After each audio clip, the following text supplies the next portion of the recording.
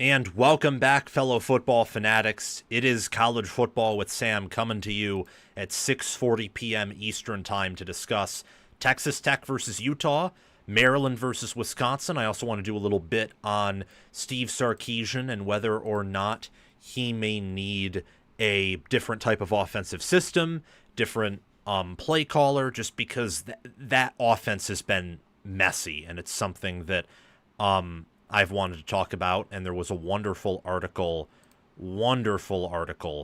written about it. So I do want to read that to you all. But I also want to do a question and answer session as well at the end, all before we end up going live at 8 p.m. Eastern Time. 8 p.m. Eastern Time is when we will go live. Wanted to do more topics today, but as you could probably tell from the videos I've already uploaded, just didn't have the time. There will be a show tonight at 10 p.m. Eastern Time. It's called 10 Reasons at 10 p.m. It's a members-only show. You have to sign up for the MVP and I believe it's the I forget what membership it is, but I think it's the MVP and then the membership tier 1 down from MVP. You'll have to sign up as that or higher to access it.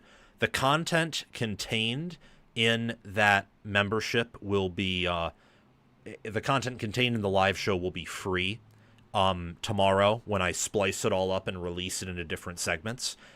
So most of it will be free. But if you are a member, you get to ask me questions in those live shows, and I'll guarantee answer to it. You can also give me content recommendations for maybe one video that you would like to see that I'll release as a members video, like once a week or so. And I think that will be a consistent theme. I know this isn't going to generate as much interest as other videos, just for, Texas Tech, Utah, Maryland, Wisconsin. But if you do want to ask me a question, you can ask it to me in the chat. I will keep my eyes pinned to that, but this will be a shorter stream as I prepare Carolina, Oklahoma, Auburn, get some SEC stuff. I wanted to get that, but I couldn't. So stay tuned for that. But let's kick this off and start off with Texas Tech versus Utah, and from there on out we'll move to Maryland and Wisconsin. We have a Big 12 battle going on this Saturday at noon Eastern Time. It's going to be a 10 a.m. local kickoff in the Mountain Time Zone in Salt Lake City, and kickoff's also 11 a.m. Central Time for Texas Tech Red Raider fans or those in the Central Time Zone watching this game. Noon Eastern Time, it's going to be on Big Noon, 72 degrees about at the time of kickoff with 7-mile-per-hour winds.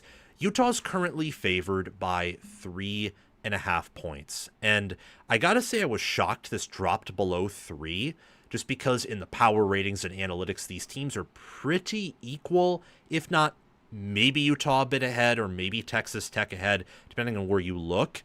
But they're pretty equal, and Utah's a pretty hard place to win. So I'm shocked that the line was able to drop down to 2.5 at some point, but it's bobbed back up in the ocean of college football lines to 3.5. I think that these teams are evenly matched. They do want to do different things. They have different styles of quarterbacks. They have a different type of head coach, even, I would say. There's a lot at stake here. Now, either can afford to lose this game, and they can still rematch in the Big 12 championship game. The odds will tell you that really Utah, Texas Tech, Iowa State, Baylor, maybe a bit of Arizona State are your better teams in the Big 12. Kansas State's obviously fallen off a cliff. That's something I want to talk about, but that's not appropriate for this segment. Kansas State's 1-3, and they're not playing any of these teams anytime soon. So let's focus on Utah and Texas Tech here. Why is this game consequential? Well, it gives you a tiebreaker, and it gives you a game lead in the Big 12 race, and both of these teams are contenders there. So a win here means if you're good enough to beat, if you're the Utes or the Red Raiders and you're good enough to beat your opponent in this game, there's a chance that you can even be in the auto bid conversation. not just in, or not the auto bid conversation, but the auto bid conversation is winning the Big 12. My apologies for that whiff there. You're in the at-large conversation. That is what I meant to say. There's a chance that either of these two could be in the at-large conversation if they win here, because I do believe that whether it's roster-wise Texas Tech or roster-wise to a lesser degree, but home field advantage and coaching-wise Utah, I think that these are two of the teams best situated to go undefeated or 11-1 in the Big 12 if anyone is going to do that this year. I mean, look at the early returns in their non-conference games. Texas Tech has transformed their roster straight up. They have absolutely transformed it. And they've transformed it using the portal, and the portal has helped them, I think, bring up some of their players that have stayed. So their defensive line is totally transfer-laden, starter-wise. David Bailey, Lee Hunter, Skylar Jill Howard, Romello Height. They right now have two of the top 10 leaders, Romello Height and David Bailey, in pressures on quarterbacks per Pro Football Focus through 3 weeks. They got Howard Sampson and Will Jados and Hunter Zambrano on the offensive line. Sheridan Wilson, Davion Carter, and Jacob Ponton were players that played for Tech last year that came back, some starters, some not. They have transformed their trenches. They've transformed their receiver group, bringing in Reggie Virgil, returning Caleb Douglas, Coy Eakin. They brought in Bryce Pollock, a starting corner from Mississippi State.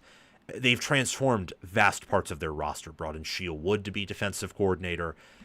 It's paid dividends. They have a margin of victory in points per play of 0.452. For every one of their plays, compared to every one of their opponent's plays, they are averaging almost a half more point. That's crazy. For Utah, it's a 0.304. And that's still pretty good. Not quite as good, but still pretty impressive. And keep in mind, Utah's played 2 road games. So that may have something to do with that. I think 2 road games in your first 3 weeks can be hard. Credit it was Wyoming and UCLA. But Texas Tech has had 3 home games to start off the season with. Offensively, Utah is using a transfer in Devin Dampier. Brought him in through the portal. He's looked very impressive at quarterback. Their entire running back room, Bryce Duke, Nakori Rogers, Wayshawn Parker are all transfers. And their starting wide receivers are J.J. Buchanan, a freshman, Ryan Davis, a transfer, and Tobias Merriweather, a transfer. So Utah's used the portal too, along with returning maybe college football's best offensive line, highlighted by Spencer Fano and Caleb Lomu. That defense, they brought in some transfers, but most of them are returning starters. It's a very senior-laden group outside of the defensive line, which is younger, but still a great unit. According to the power ratings, Texas Tech is graded out as an 11.9, which is 26th. Utah is a 14.3, which is 18th. I think that for X Factor positions and players, Utah, I have to give Devin Dampier that. I think he is an X Factor player, and I think Utah's offensive line group and linebacker core, highlighted by Lander Barton, is a position of strength. Texas Tech's receivers impress me, same with their defensive line that we already talked about, and I think their cornerback room is rather good, especially with Pollock, who is one of the better corners in the Big 12. Some questions that I have for both of these teams. I think that Utah has a pretty decisive coaching advantage here. I think that Whittingham is a far superior coach to Joey McGuire. A very much a superior coach to McGuire. I think that McGuire is more of a player's coach, maybe a little bit more of a CEO, but even then I don't know quite how good he is there. I don't think he's a game manager whatsoever. I think he's basically a player's coach who knows how to recruit, has good connections, can keep a culture together, but is not a strategist or awesome decision maker, at least from what I can tell. Whittingham is that. Whittingham is an epic decision maker. He's a stud. It's why Utah rarely loses at home. It's why when they're good, they rarely lose whatsoever. Utah's problem is talent. Texas Tech's problem is utilizing the talent they have, to put it plainly. For Utah, My question for them is, how good is their offensive line, or how elite is their offensive line? Texas Tech's defensive line could start or contribute at a variety of Big Ten and SEC schools, looking at the players they have there. I mean, Texas wanted David Bailey. Romello Height started at Georgia Tech and excelled there. Skylar Jill Howard and Lee Hunter were fantastic at Northern Illinois and and Central Florida, respectively. And Lee Hunter came from Auburn to Central Florida, then to Texas Tech. Utah's O-line is going to be challenged. It's an offensive line that I think is really good, and Fano's probably going to be a first-round pick, or at least a day 2 pick, but they have not faced a defensive line of this caliber since, I mean, maybe 2023 Oregon. And I think this defensive line has a chance to be better than that, especially the defensive ends. I don't know if the tackles are, but this is going to be a huge test for them. And even though it's at home, and that plays to the advantage of Utah because the altitude, the travel, the environment, Texas Tech has not played at Utah under Joey McGuire. This is going to be a tough test for Utah, even though Texas Tech is playing visitor. Utah, I think, has several advantages. At the end of the day, the roster talent of Tech versus the coaching of Utah, I think, is really the deal breaker here. Now, if Texas Tech was so talented, so beyond talented that they were on a different playing field than Utah, well, this wouldn't be a very long video, would it? Wouldn't be a very long segment, because talent at the end of the day can do wonders against even teams with better coaching. Just can. However, I think that the talent's close enough to where the coaching is going to be a huge factor in this game. That's why I specifically mentioned CEO management. So McGuire nor Whittingham are play callers, but what do they do during the game? What decisions do they make? How do they use their timeouts? How do they manage the clock? Can McGuire call a game at Whittingham's level or close to it? That is going to be a huge factor here. Huge factor. Beyond that, Brycen Moore, he looks good, but he is not the same athlete as Devin Dampier. And I watched Morton throw some footballs against Oregon State that were questionable, to say the least. I also know Devin Dampier is, at least at New Mexico, where now Utah offensive coordinator Jason Beck was also his offensive coordinator, he was more of a runner than a passer. Does that show up in this game against a seriously dominant Texas Tech defense that will force turnovers, that probably will get some pressure on him here and there, if not consistent pressure? What style of quarterback wins? Which quarterback comes out as better? And which skill set wins? I mean, maybe Morton is the inferior quarterback, but due to his skill set and Texas Tech's offensive line maybe protecting him and Dampier isn't protected, maybe despite being the worst quarterback, his style of play fits his offense better against the defense he's playing, and that helps Texas Tech emerge with a win. Lines of scrimmage is huge. These are two teams that have the best lines of scrimmage in the Big 12. Two of the best. Iowa State is another team that's up there, but we're not talking about them. I thought Kansas State would be up here too, but alas, it's the Big 12. It's the Conference of Chaos. Lines of scrimmage. This will be their toughest test of probably the season for both of these teams, I think. I do think that Iowa State, again, is up there, but probably not to the talent level that Utah or Texas Tech are. They're close, though, and I could be wrong, and I do think at this point Iowa State should be one of the favorites to reach the Big 12 championship and win the league. They can win in a variety of ways. Who sets the edge better with their defensive backs, linebackers, defensive ends? I'm very curious to see the outside play here, because I think that Utah will get things inside with their backs and offensive line. Not quite as confident on that with Texas Tech, but I also think that Texas Tech's defensive line is better than Utah's. So with Dampier's ability to scramble, and with the fact that Tech has some explosive receivers, and I think Utah has the potential for explosive offense, I'm curious to see which team does a better job of setting the edge, O-line and D-line, and who's able to get to the outside more often, and who's able to utilize that more, who's better in coverage, who is better at, taking shots down the sidelines, and who's better at tackling on the perimeter and blowing up a block from a tackle with the defensive ends that Texas Tech has, linebackers that Utah and Tech have, and the tackles that Utah does. And finally, I think that the climate, the environment, the change that it will be for Texas Tech going from Lubbock to Salt Lake City, how does that affect them? I think that is going to be an underrated factor here. I believe strongly, in fact, that these two teams are pretty equal looking at it. But I do believe that Utah matches up well with Texas Tech. I think that Utah has a defense that will be able to slow down Texas Tech's rushing offense. I liked what I've seen from Texas Tech overall, but I like what I've seen from Utah more. And I think that with how Morton is as a quarterback, and with the situation Tech's O-line is in, where I don't think they're quite as together and they don't have the same cohesiveness that Utah's does, I think Utah's defense with Morgan Scaley can get them in certain instances. Texas Tech, I think, will be able to defend Utah's passing offense pretty well. I think they'll be able to get some pressure. They should be able to cover Utah's receivers.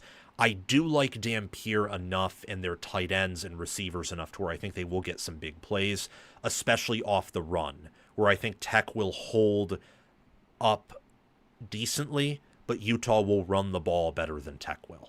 I think Utah's staff is worlds above Tech's. Their talent is pretty equal. I would lean Tech there if I had to choose, but I don't think it's major. Tech is the better special teams unit, though, per ESPN's FPI efficiency. So if this is a close game and it comes down to special teams, we may be talking about Texas Tech coming out with a win thanks to teams here. I am choosing Utah to win, as you probably figured out. I do think they will cover the spread. I'm thinking they'll win by probably a touchdown, and they'll lead by one score for 60 minutes. For the whole game, it will be Utah leading by a score, and then Texas Tech catching up, and then Utah leading by a score again. It is kind of how I think this plays out here. I have respect for both teams. I think that both teams have a chance to secure that automatic berth for the college football playoff. But at the end of the day, I am going to go with the better coach team, the team that's at home, and the team that I think as of right now has the better quarterback. Those are a lot of boxes to check, so I'm going with Utah to win and cover. Okay, I got a text from my graphic designer here. So I am going to the Star City Rail fan. Do I start Tucker Kraft or Travis Kelce? I don't know pro football that well. So, I have no idea.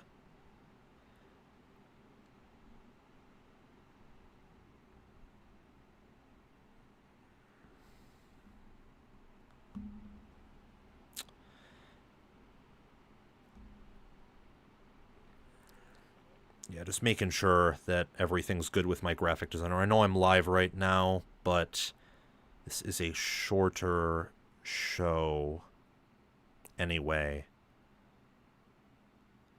Okay, perfect.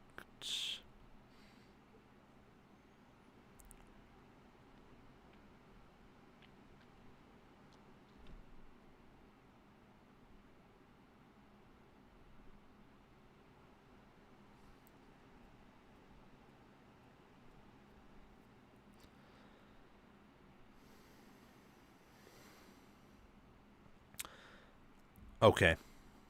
Looks like everything's good. If he does text me back, I'll just answer it in the next segment. Thank you for your patience. We'll now move on to Wisconsin, Maryland. Then we will talk about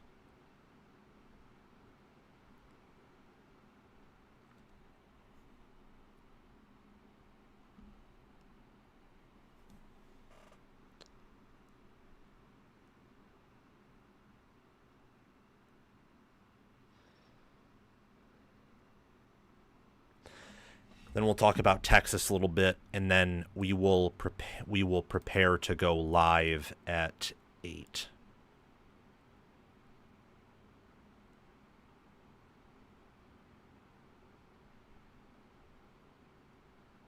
Oh, that's hilarious. So for context, what my graphic designer was texting me about is he was in one of my videos, and I didn't know, but he was in one of my videos. The short that I posted where I was at the Penn State game, he was sitting right in front of me, and this was 3 years before him and I like got together and did work together.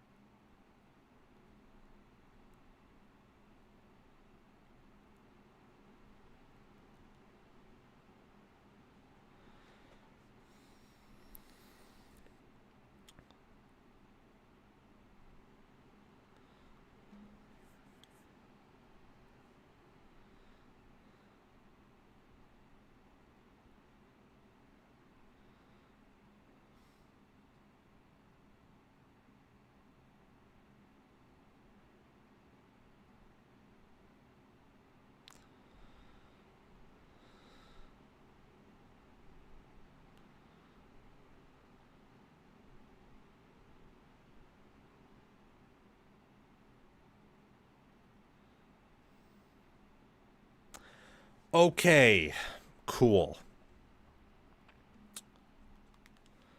All right. Thank you for your patience, everyone. Just a reminder for any of you who are coming in or watching this, we will be live at 8 p.m. Eastern Time tonight with Darren Talks Ball, Corn Nation, and another Nebraska guest to talk about Michigan, Nebraska, do a little bit of a roundtable to discuss that game. And then we'll be live again 2 hours after that at 10 p.m. to discuss 10 reasons why Nebraska, Michigan, USC, and Indiana can win their games, and how Illinois and Michigan State can pull off the upset. It'll be 6 topics that will be on that members-only live show. The contents of the members-only live show, after they are spliced up and released, will be free. So those will be free videos out for the public tomorrow. But if you want to be live with me at 10 p.m., ask me questions, get a guaranteed answer while getting an early access to some of that content, sign up as a paid member. It'll be the I think it's the $10 and $15 membership are the ones that you will need to sign up for to join that show. So please do so, because I do not want to be alone in that live show. If I am, then I will be. That's okay. But yeah. Yeah. I will I'll be there 10 p.m. Okay, so let's talk about Maryland and Wisconsin now. This is a game that I am excited for because it will be a test of Wisconsin's fortitude. Like, Wisconsin could come out and just totally quit here. They could. They could come out and they could quit. But Wisconsin's favored by 10.5. The line opened at, I think, 7.5. People are betting this game midweek as if they know Wisconsin's going to blow Maryland out of the water. And I think that's so fascinating, because people are high on Malik Washington and some are even high on Maryland. But I don't know how much of that is merited or not. But let's talk about it here. The Maryland Terrapins travel to face off against the Wisconsin Badgers this Saturday at noon Eastern Time. It'll be an 11 a.m. local kickoff in Camp Randall for Wisconsin. 72 degrees Fahrenheit, 9-mile-per-hour winds. Wisconsin opened here as a 7.5-point favorite, and the line's already traveled up to Wisconsin minus 10.5. I think this game is going to be a test of Wisconsin's mental fortitude. And for Maryland, it's going to be a test of their roster composition and whether or not Mike Locksley's philosophy worked after success in 21, 2, and 3, and a huge amount of failure in 2024. Analytically, from early results, one could easily presume that Maryland is the better team. Looking at points per play margin, they have a 0.325 points per play margin, which is that's pretty good for a team with Maryland's talent, even factoring in their weak strength of schedule. That means for every one of their plays, relative to every one of their opponent's plays, they score 0.325 more points. Wisconsin's is a 0.084, which I would actually say is at least okay, given they had to play Alabama on the road, and Alabama was mad and on point and on fire.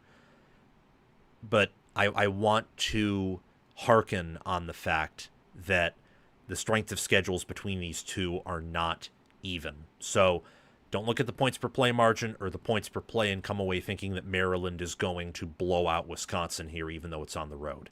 Maryland had the better team than Wisconsin in 2022. They traveled to Wisconsin and never led for the entire game. Like, Wisconsin's also a hard place to play. Wisconsin's defense, I think, is pretty legit, only allowing 0.298 points per play. It's a defense that is led by its defensive front, where they are pretty physical, big. They play 4-down defensive linemen, which they have not yet under Mike Tressel at Wisconsin.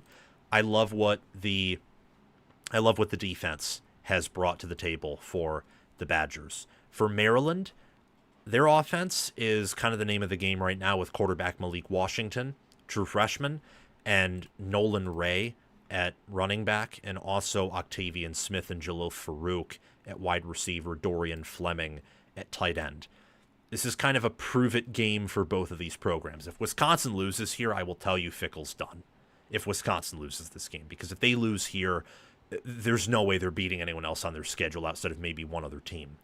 If Maryland loses this game, there's also a pretty good chance Mike Locksley's done, because even though their schedule is easier, if Maryland loses this game, they're probably not going to lose in a pretty fashion, and things could spiral out of control pretty quickly. Keep in mind that Wisconsin is the toughest opponent that Maryland has played in a minute, and also that this is a game of high stakes for Wisconsin. They cannot afford to lose here, so they're probably going to bring their best effort.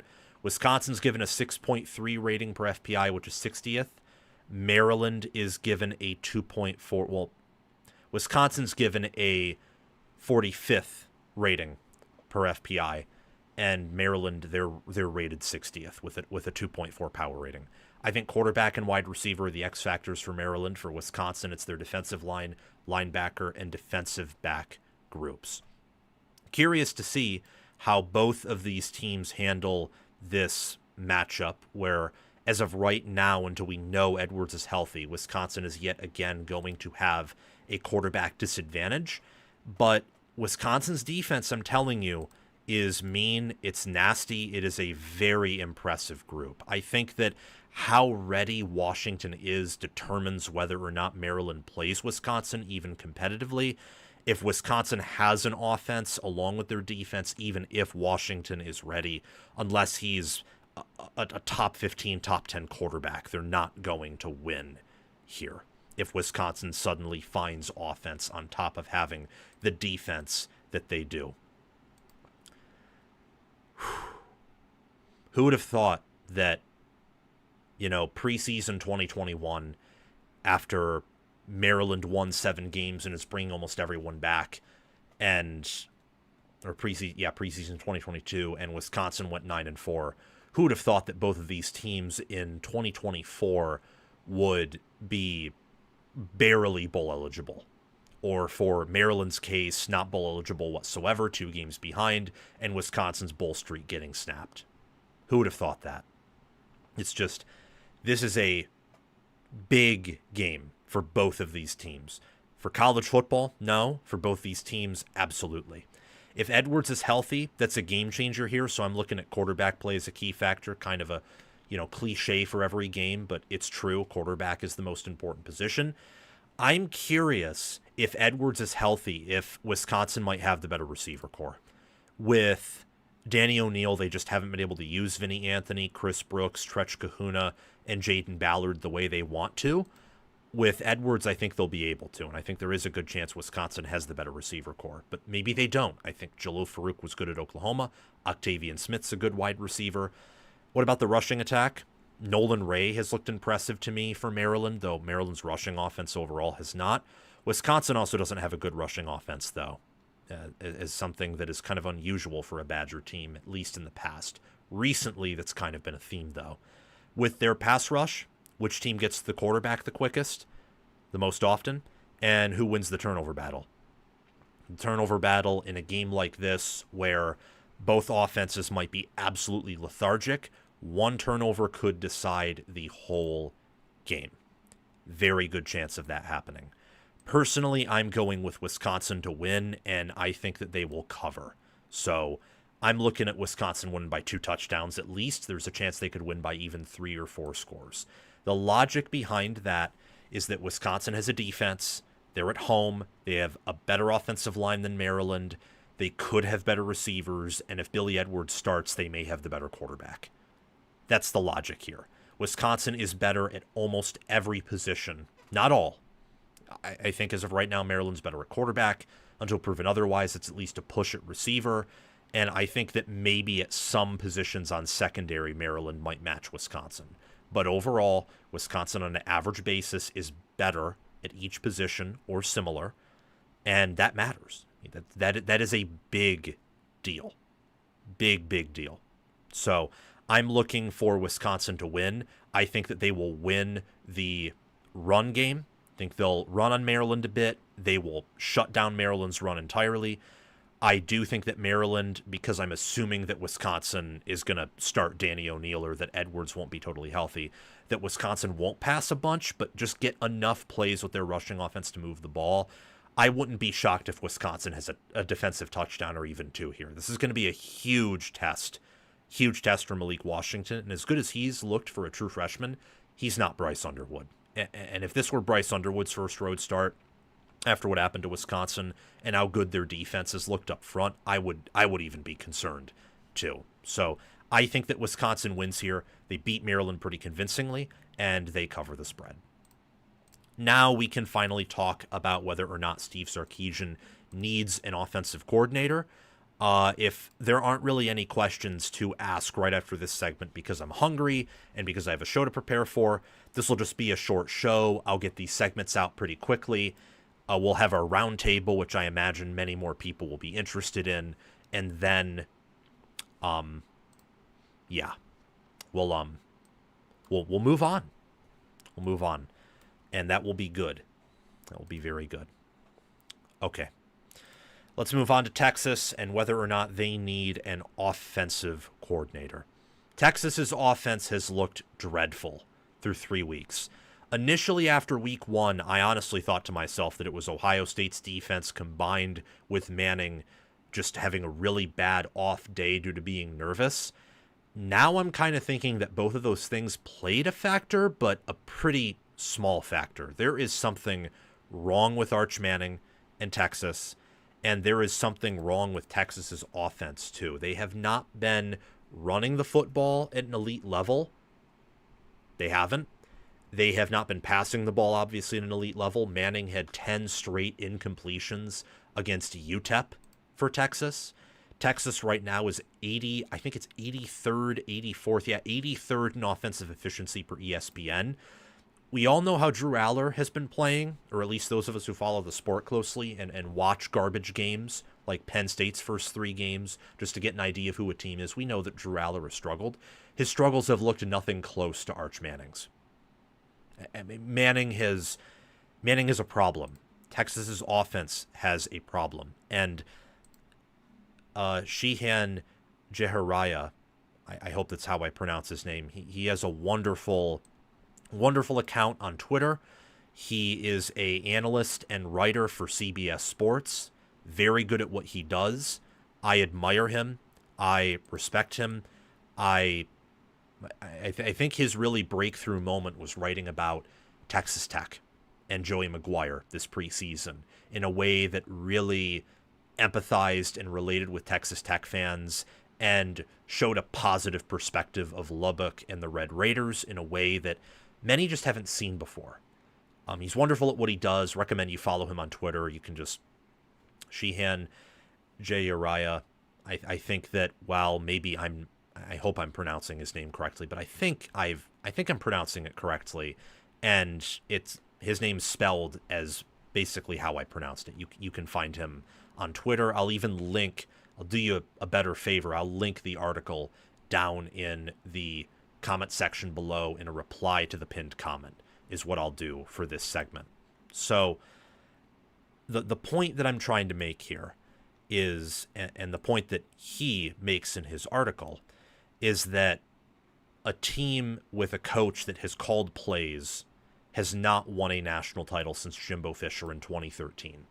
And that team won a title, I think, due to a ton of NFL talent, good coordinators, and an ACC schedule. I do not think Jimbo Fisher really, outside of putting that staff together, maybe perhaps with a bit of luck, was a key reason why they won that national title. With hindsight. Of course, hindsight's 2020. Texas in 2024 had a top 15 offense. They had a top 10 offense in 2023. And in 2022, when Ewers was healthy, the offense looked pretty serviceable. I mean, it's laid out in this article right here. The advanced numbers back up that this is not a scary Texas offense. Quote, in 2023, Texas ranked number 6 in offensive S&P+. Last year, the Longhorns slipped to 13. Before the UTEP game, Texas sat all the way at number 45. It's probably outside the top 50 now. And as I discussed in ESPN's FPI, which is different from Connolly's S&P+, but similar in some of the metrics it uses, Texas's offense is 83rd in efficiency, and they've fallen outside the top 5 in FPI, period, behind, catch this, behind 3 Big Ten teams and behind 2 SEC teams. Well, I think it's behind 1. Yeah, or maybe not. I forget. I think it's 2. This is a disastrous season for Texas's offense so far. Manning has 579 passing yards. He's completing 55.3% of his throws, 6 touchdowns, 3 picks, a 128.8 passer rating, and a quarterback efficiency rating of 88th nationally, 49.6. His best game was against San Jose State. And if you factor in defense, and Ohio State's defense is simply good, so just top 15, top 20, which most certainly they are, that was probably his best game. It is crazy that his best game in terms of completion percentage is a 63.3 completion percentage. His receivers and him don't have chemistry. Ryan Wingo doesn't look like he's taken many steps forward. Andrews and Livingstone are their biggest targets right now because defenses are focusing on Wingo and DeAndre Moore Jr. The offensive line is, I would say, good, but not necessarily great, certainly not elite at this point. They better not waste this defense again. Last year's defense was wonderful. It was number 1 in America per FPI. I would say it was number 2, only behind Ohio State's. They have to fix this. Right now they're trying to pull the nose up on the airplane, and they have to, because if Manning continues to be this bad, you're not beating Georgia, you're not beating Oklahoma, and you may not beat Texas A&M either, even though that's at home. You could realistically go 8-4 if Manning plays this poorly, with big plays, with maybe you show up one day with your C effort and another good team brings their A game. Manning has just, I don't know what it is, but the offense looks broken. It looks like he's psyched out. My friend and Texas fan, actually, Texas graduate, Bald Father Betts, wonderful channel. You should check him out. He mentioned how he thinks on his channel, again, subscribe to his channel. It's Bald Father Betts. Logo is a white background with 2 black bees. I think he mentioned in his analysis that he thinks Manning is just psychologically broken right now. And he just needs to take a breather, and they need to figure out how to get him his confidence back. He's extremely inconsistent, but you see moments of arm strength and accuracy, along with moments of just disaster and him not knowing what to do or trying to force things. So I don't think he's injured. I just think he's broken, and he may be a little bit on the raw side, which he was last year. So his talent probably needs more development, and more importantly, he needs to calm down. When you're only scoring 24 points per game, which is 93rd for Texas, and you're scoring 0.172 points per play, which is 39th, it's not good, man. That's not good. Actually, I want to check that points per play. Maybe I wrote that down incorrectly, but Texas is just not good offensively right now. And the schedule won't get easier with Oklahoma, Georgia, and A&M. And with this defense, you're not guaranteed to have this caliber of defense every year. I think that with Simmons coming back next year, a lot of the transfers having eligibility, and how Texas continues to level up their recruiting, the defense probably will be this good or close to it next year. But you're not guaranteed that. So something needs to happen, and I think the solution, as laid out in this article, might be for Texas to hire a new offensive coordinator. So let me know in the comments section below who you think would be a good offensive coordinator for Texas, or whether I'm wrong and the article that I'm going to link down below is wrong from Sheehan Jeremiah. So let me know about that. I mean, in their biggest games last year, Texas scored 14 against Ohio State. They scored 15 against Georgia the first time around, and they scored, I believe it was 19 against Georgia the second time around. I think, what was it, 22-19, I think was the final score, right?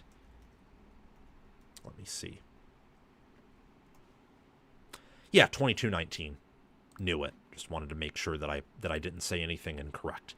I mean, Ryan Day, play caller for Ohio State every year up until last year, and that helped him focus on more fundamental soundness and let Chip Kelly do the play calling, and that really helped, along with some other factors, of course, but that helped Ohio State win the national title. Let me know what you think down in the comment section below. I'd love to hear your thoughts.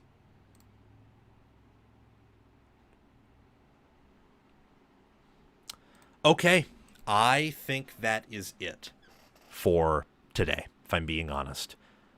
Yeah, love it. Absolutely love it. Got those 3 topics out of the way. Wasn't the best show, but wasn't going to be the longest either. I'm hungry.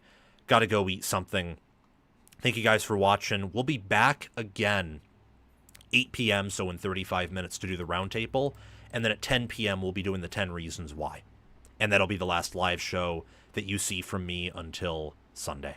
So have a good day, everyone. Make sure to like, make sure to subscribe, make sure to sign up as a paid member if you want to access that 10 p.m. live show with me tonight to get some early access to content and get a chance to ask me questions. I'll see you then.